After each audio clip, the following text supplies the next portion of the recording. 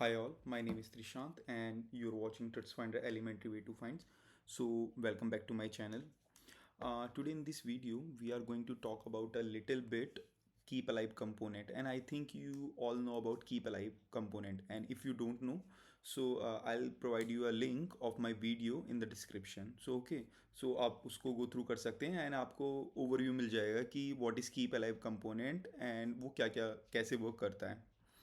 And today in this video we are going to talk about some props of keep alive component. Okay, so you know कि जो हमारे keep alive component होता है वो हमें help करता है हमारे जो dynamic data होता है उसको कैशे करने में. Okay, मैं आपको example भी दे दूंगा अभी थोड़ी देर में.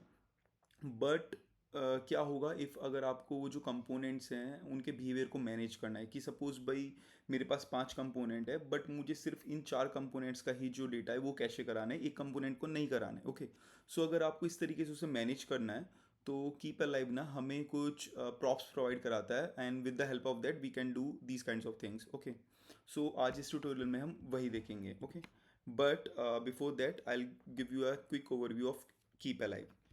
So suppose now I have two components. First is contact component and then another one is about component. Okay, and here you can see I have a one input field. Now अगर मैं इसमें कुछ type करता हूँ, suppose hair मैंने यहाँ कुछ लिखा कॉन्टैक्ट. ओके, एंड देन मैं गया अबाउट पे. तो नॉर्मल केसेस में क्या होगा, मैंने यहाँ कंपोनेंट स्विच कर रहा हूँ. ओके, बट अगर मैं अभी अबाउट कंपोनेंट में हूँ, अगर मैं अभी कॉन्टैक्ट में जाऊँगा तो वो क्या होगा, वो मेरा डेटा वहाँ से चला जाएगा. Okay, but in case of keep alive ऐसा नहीं होता. सो आप देख रहे होंगे कीप अलाइव में मेरा जो मैंने यहाँ टाइप किया था वो यहाँ ऑलरेडी है. ओके, मैं फिर से अबाउट में जाऊँगा, फिर से यहाँ पे आऊँगा, तब भी है वो यहाँ पे. Okay, same for about. ठीक है, तो यहाँ पे डेटा हमारा मतलब जो स्टेट्स है वो इस तरीके से मैनेज कर लेता है. तो ये था एक छोटा सा ओवरव्यू कीप अलाइव का. ओके, नाउ अभी ना हम सपोज कि मुझे जो है ना सिर्फ ये कॉन्टैक्ट का ही जो डेटा है ना यही कैशे कराना है, मुझे अबाउट कंपोनेंट का नहीं कराना है, या फिर मुझे अबाउट कंपोनेंट का कैशे कराना है, मुझे कॉन्टैक्ट का नहीं कराना है. ओके, तो इस केस में हम इसको कैसे करेंगे. ठीक है, तो पहले मैं आपको कोड दिखा देता हूँ. ये मेरा पुराना ही कोड है जो मैंने पहले कभी यूज़ किया था, बस इसमें मैंने थोड़े कंपोनेंट्स के नेम वगैरह ये सब मॉडिफाई किए हैं. ओके, तो यहाँ पे मेरा कीप अलाइव है. ओके, ये कंपोनेंट ले रखा है मैंने with the help of this. मैं जो अपना टोगल है ना कंपोनेंट्स के बीच में कर रहा हूँ जिसे हम डायनामिक कंपोनेंट बोलते हैं.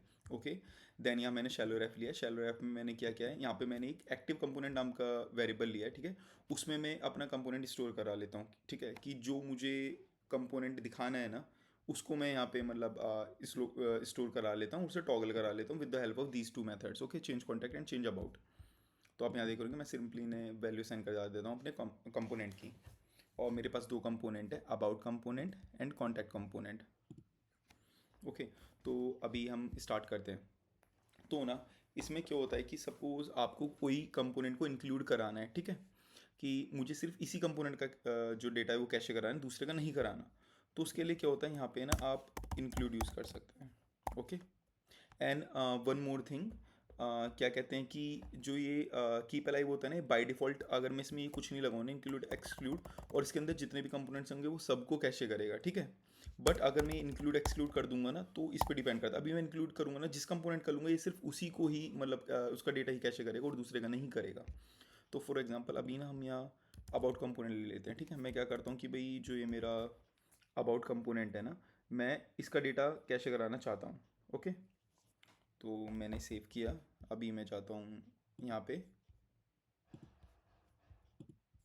मैंने किया है अबाउट कंपोनेंट. ओके, मैंने कॉन्टैक्ट में कुछ टाइप करा, यहाँ अबाउट में आया और यहाँ गया. ओके, कॉन्टैक्ट का नहीं हो रहा. अब मैं अबाउट पे ट्राई करता हूँ कि ये वर्क करेगा या नहीं. कॉन्टैक्ट पे अबाउट पे. ओके, ये भी अभी नहीं आ रहा. ठीक है, तो ये चीज़ मैंने जानबूझ के की है. इससे मैं आपको एक्सप्लेन करना चाहता हूँ कि जो ये कीप अलाइव होता है ना वो कंपोनेंट नेम पे वर्क करता है मेन. ओके, अगर आपका कंपोनेंट नेम मैच नहीं करेगा ना तो ये वर्क नहीं करेगा, और कहीं ना यह नेम का ही इशू है. ठीक है, यहाँ पे हमें क्या हो रहा है, जो कंपोनेंट नेम होना चाहिए था ना वो एग्जैक्टली में नहीं मिल रहा है. तो हम क्या करेंगे है ना, कंपोनेंट नेम हम डिक्लेयर करेंगे ढंग से. ओके, तो you know here I am using script setup. ठीक है, व्यू 3 में यूज़ कर रहा हूँ. तो इसमें हम वैसे करते नहीं है, इसमें जो नेम होता है ना कंपोनेंट का ये उसी को ही कंसिडर करता है. बट इस केस में ना हम ये भी कर ही लेते हैं. ओके, तो सिंटैक्स वगैरह आपको सब पता होगा. स्क्रिप्ट सेटअप, हम सेटअप का यूज़ कर रहे हैं. यहाँ पे ना जो व्यू है ना, एक हमें जो क्या कहते हैं कि सपोज़ कीजिए मेटा डेटा हम उसका डिक्लेयर कर रहे हैं. ओके, तो इसके लिए ना ये हमें एक फंक्शन प्रोवाइड कराता है जिसका नाम है define options, okay, from view.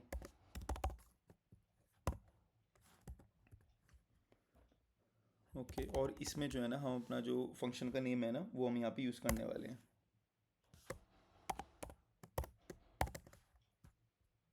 और नेम एंड देन मैं सेम यहीं से उठा लेता हूँ जो मैंने नाम यहाँ पे यूज़ किया है, अबाउट कंपोनेंट। ठीक है, ये हमारा हुआ, मैं इसको सेव कर दिया और मैं कॉन्टैक्ट कंपोनेंट में भी अभी इसको डिक्लेयर कर देता हूँ।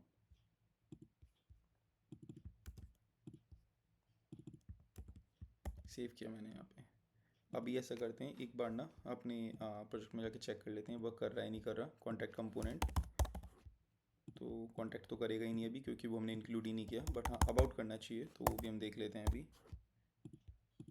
या हेयर यू कैन सी अभी अबाउट हमारा काम कर रहा है, ठीक है, बट कॉन्टैक्ट नहीं करेगा क्योंकि वो हमने इंक्लूड ही नहीं किया है अभी। ओके, तो अबाउट तो कर रहा है बट कॉन्टैक्ट में मैं कुछ भी टाइप कर रहा हूँ ना और अबाउट में जाके वापस आऊँगा तो देखिए यहाँ से चला जाता है वो। ठीक है, अभी मैं क्या करता हूँ, मैं क्या ऐसे करता हूँ, इसमें कॉन्टैक्ट कंपोनेंट भी ऐड कर ही देता हूँ। ओके, मैंने किया, सेव किया एंड मैं वापस जाके यहाँ पे आया और कॉन्टैक्ट में टाइप कर दिया मैंने ऑलरेडी, अबाउट में आ गया। मैं स्विच करता हूँ।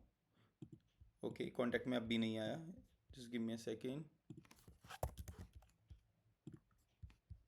अभी फिर से ट्राई कर लेते हैं कॉन्टैक्ट अबाउट। ओके, अभी कॉन्टैक्ट में भी आ गया। ओके, तो वहाँ स्पेस का इशू था और कुछ नहीं था।